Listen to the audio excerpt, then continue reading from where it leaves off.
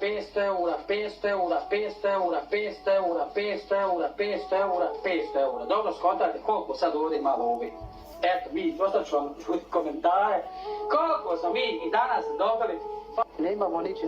Ni koze. Ni koze, ništa. Kokoške, pa što? Pa nemam ništa. Nemam želj, nemam ni zemlje, nemam ništa. Evra, 500 evra, 500 evra, 500 evra, 500 evra. Pa vi brojite. Hamdija, zašto si toliko arogantan? Zašto si toliko arogantan i imaš toliko oholost u srce? Zašto? Zašto? Da li to radi jedan musliman? Ne radi jedan musliman.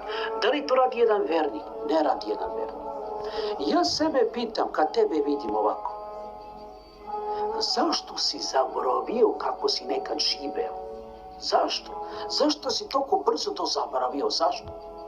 A ti si bio čovjek šta si bio na nulu, šta si ništa nemao. Znači ti nisi ništa imao, ništa, čista nula. Tebi je Allah podario, zašto? Ovo ti je iskušenje od Allah, iskušenje od Allah. Allah ti malo pružio dunjalu. Malo pružio Allah dunjalu.